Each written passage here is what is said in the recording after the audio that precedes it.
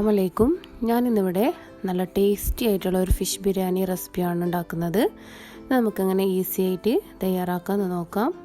എല്ലാവരും ഒന്ന് ട്രൈ ചെയ്ത് നോക്കുക. ഫസ്റ്റ് നമുക്ക് ഇതൊന്ന് മാരിനേറ്റ് ചെയ്തെടുക്കണം. ഞാൻ ഇവിടെ എടുത്തിട്ടുള്ളത് ആവോലിയാണ്. നിങ്ങൾക്ക് ഏത് ഫിഷ് വേണമെങ്കിലും യൂസ് ചെയ്യാം. അതിന് വേണ്ടത് കുറച്ച് മഞ്ഞൾ ഒരു പ്ലേറ്റിലേക്ക് ഇട്ട് കൊടുക്കാം. 2 സ്പൂൺ മുളക് പൊടി, 1/2 ടീസ്പൂൺ കുരുമുളക്, ആവശ്യത്തിന് ഉപ്പും കൂടെ ചേർത്ത് കൊടുക്കാം. അതിനുശേഷം നന്നായി ഒന്ന് മിക്സ് ചെയ്തെടുക്കാം. സൺഫ്ലവർ ഓയിൽ ഒന്ന് ഒഴിച്ച് കൊടുക്കുക. നിങ്ങൾക്ക് വെളിച്ചെണ്ണയും യൂസ് ചെയ്യാം. ചെറിയ ലൂസായിട്ടുള്ള ഒരു മസാലയാണ് വേണ്ടത്. സൺഫ്ലവർ ഓയിൽ ഒഴിച്ച് കൊടുക്കുന്നത് കൊണ്ട് കുറച്ചുകൂടെ ഒരു ടേസ്റ്റ് കൂടുതൽ ഫിഷിന് ഉണ്ടാകും. വെളിച്ചെണ്ണ യൂസ് ചെയ്താലും സെയിം ടേസ്റ്റ് തന്നെ, കുറച്ചുകൂടെ ടേസ്റ്റ് ഫിഷിന് കൂടുകയുള്ളൂ. ശേഷം എല്ലാം ഫിഷും ഇതുപോലെ മസാല പുരട്ടി വെക്കാം. അതിനുശേഷം അരമണിക്കൂർ നമുക്കൊന്ന് മാറ്റി വെക്കാം.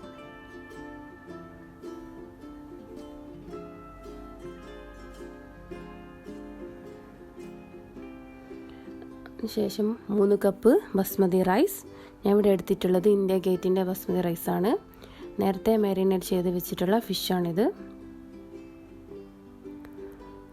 1 ടീസ്പൂൺ മല്ലിപ്പൊടി, 1 ടീസ്പൂൺ കുരുമുളക്, 1 ടീസ്പൂൺ ഗരം മസാല, കുറച്ച് മഞ്ഞൾ, 2 ടീസ്പൂൺ തൈര്, 1 തക്കാളി, ഇഞ്ചി വെളുത്തുള്ളി പേസ്റ്റ്, 4 പച്ചമുളക് ചതച്ചത്,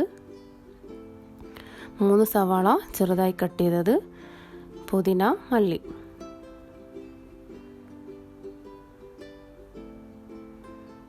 ഫസ്റ്റ് ഒരു പാൻ വെച്ച് നമുക്കതിലേക്ക് ഏലക്ക ഇട്ട് കൊടുക്കാം.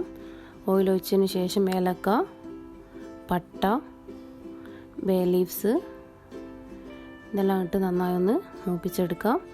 നമ്മളിവിടെ റൈസ് തയ്യാറാക്കാൻ പോകുന്നത് വറ്റിച്ചെടുക്കുന്നതല്ല, ഇത് ഊറ്റിയെടുത്തിട്ടുള്ള റൈസാണ്. അതിന് വെള്ളം എത്രയായാലും കുഴപ്പമൊന്നുമില്ല.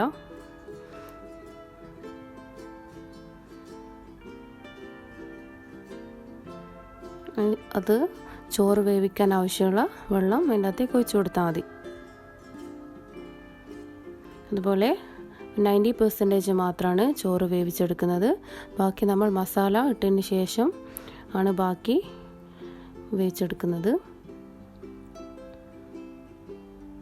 അപ്പം നന്നായി തിളച്ച് വന്നിട്ട് നമുക്ക് കുറച്ചും കൂടെ വെള്ളം ചേർത്ത് കൊടുക്കാം.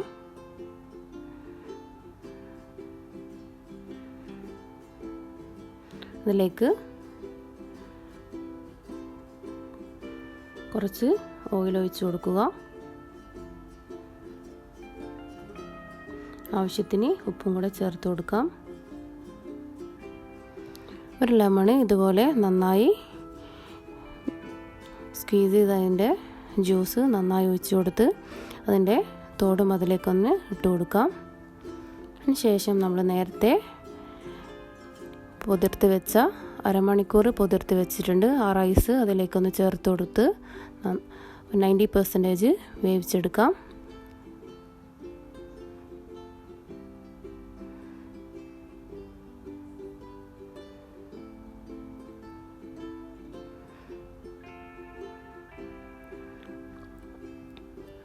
റൈസ് റെഡിയാകുന്നവരെ ഒന്ന് വെയിറ്റ് ചെയ്യാം. ചെറുതായി ഒന്ന് തിളച്ച് വന്നിട്ടുണ്ട്. നമുക്ക് ജസ്റ്റ് ഒന്ന് ഇതുപോലെ ഒന്ന് മിക്സാക്കി കൊടുക്കാം.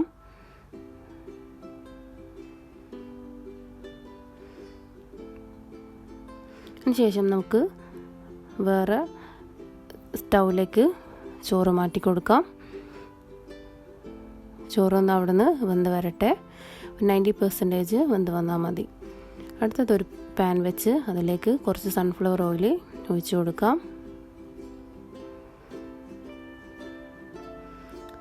ശേഷം ഫിഷെല്ലാം ഒന്ന് ഫ്രൈ ചെയ്തെടുക്കാം.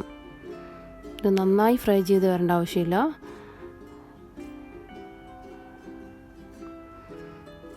റൈസ് ഇവിടെ തിളച്ചുകൊണ്ടിരിക്കുന്നുണ്ട്. ഇടയ്ക്ക് തുറന്നൊന്ന് വേവ് നോക്കാം. കുറച്ചും കൂടെ റെഡി ആവേണ്ടതുണ്ട്. 90% റെഡിയാൽ മതി. ശേഷം അടച്ച് വെച്ച് ഒന്നും കൂടെ ഒന്ന് വേവിച്ചെടുക്കാം.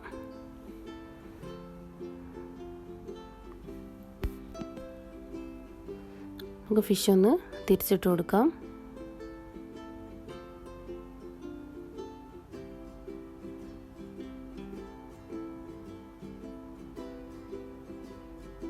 പിന്നെ റൈസ് റെഡി ആയിട്ടുണ്ട്. നമുക്ക് ഇതൊന്ന് ഊറ്റിയെടുക്കാം.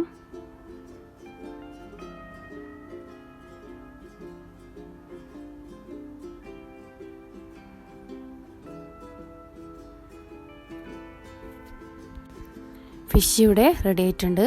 നമുക്ക് വേറൊരു പാൻ വെച്ച് അതിലേക്ക് മസാല റെഡിയാക്കിയെടുക്കാം.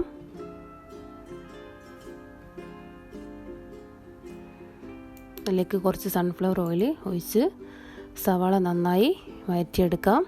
നന്നായി വഴണ്ടി വരണം. അതിലേക്ക് മസാലപ്പൊടികളെല്ലാം ചേർത്ത് കൊടുത്ത് പച്ചമണം മാറുന്നവരെ ഒന്നുകൂടെ മിക്സാക്കാം. അതിലേക്ക് ഇഞ്ചി, വെളുത്തുള്ളി, പച്ചമുളക് ഇതും കൂടെ ചേർത്ത് നന്നായി ഒന്ന് മിക്സ് ചെയ്യാം. ശേഷം തക്കാളി കൂടെ ചേർത്ത് നല്ലോണം വഴറ്റിയെടുക്കാം. തക്കാളി നന്നായി വാടി വരണം. നമുക്കൊന്ന് 2-3 മിനിറ്റ് ഒന്ന് അടച്ച് വെച്ചൊന്ന് വേവിക്കാം.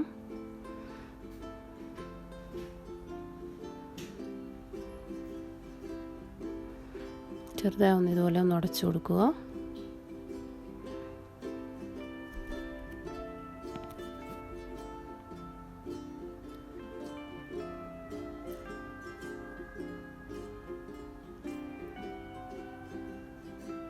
അതിനുശേഷം തക്കാളി നന്നായി വാടി വന്നിട്ടുണ്ട്. അതിലേക്ക് നമുക്ക് നേരത്തെ എടുത്തു വെച്ചിട്ടുള്ള തൈരും കൂടെ ചേർത്ത് നന്നായി മിക്സ് ചെയ്യാം. കുറച്ച് മല്ലിച്ചപ്പ്, പുതിനച്ചപ്പും കൂടെ ചേർത്ത് കൊടുക്കാം. ഉപ്പ് നോക്കിയതിന് ശേഷം നമുക്ക് ആവശ്യത്തിന് ഉപ്പും കൂടെ ചേർത്ത് കൊടുക്കുക.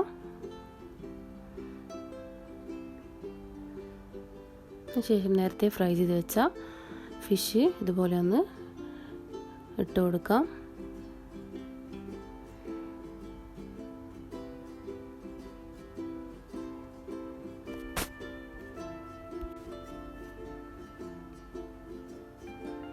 അതിനുശേഷം അടച്ച് വെച്ച് ഒരു 5 മിനിറ്റ് സിമ്മിലൊന്ന് വേവിച്ചെടുക്കാം.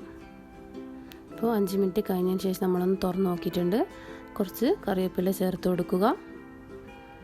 ശേഷം നേരത്തെ നമ്മൾ വേവിച്ച് വെച്ച റൈസും അതിലേക്ക് ഇട്ട് ദം ചെയ്യാം.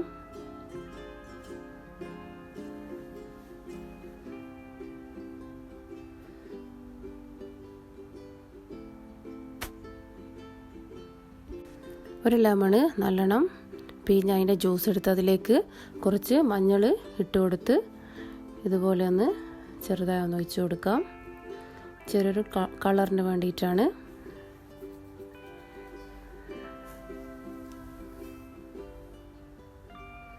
അതിനുശേഷം അതിന് മേലെ കുറച്ച് നെയ്യ് കൂടെ ചേർത്ത് കൊടുക്കാം.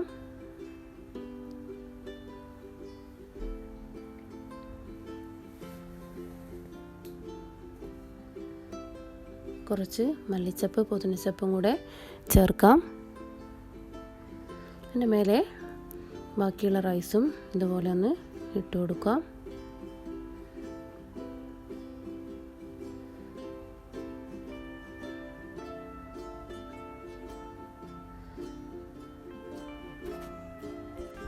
കുറച്ച് ഗരം മസാല കൂടെ ഒന്ന് സ്പ്രെഡ് ചെയ്ത് കൊടുക്കാം. ബാക്കിയുള്ള മല്ലിച്ചപ്പും പുതിനച്ചപ്പും കൂടെ ചേർത്ത് കൊടുക്കാം. അതിൻ്റെ മേലെ കുറച്ച് നെയ്യ് കൂടെ ചേർക്കാം.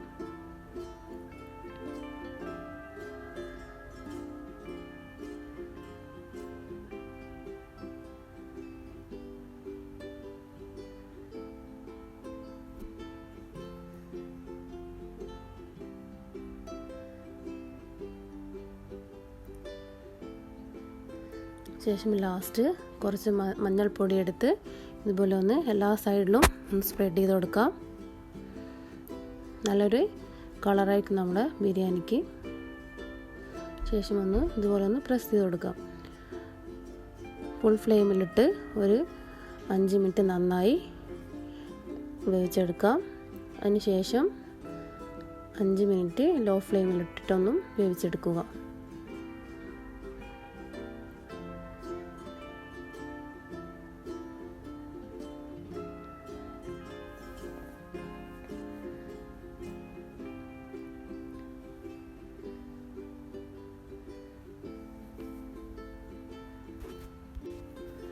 അതിന് ശേഷം നമുക്കൊന്ന് തുറന്ന് നോക്കാം. എല്ലാ സൈഡിലും ഇതുപോലെ ചെറുതായി ഒന്ന് മിക്സ് ചെയ്ത് കൊടുത്ത് എടുക്കാം.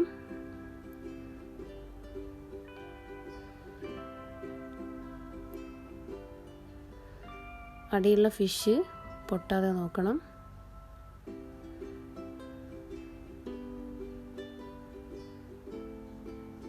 അടിയിലുള്ള ഫിഷിൻ്റെ മസാലയും കൂടെ എടുത്ത് നന്നായി ഒന്ന് മിക്സ് ചെയ്യാം.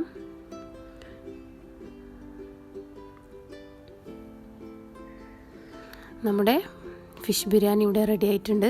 എല്ലാവരും ട്രൈ ചെയ്ത് നോക്കുക. നല്ല ടേസ്റ്റി ആയിട്ടുള്ളൊരു ബിരിയാണിയാണ്. കമൻറ്റ്സ് എല്ലാം അറിയിക്കുക. സബ്സ്ക്രൈബ് ചെയ്യാത്തവർ ഒന്ന് ചെയ്യുക.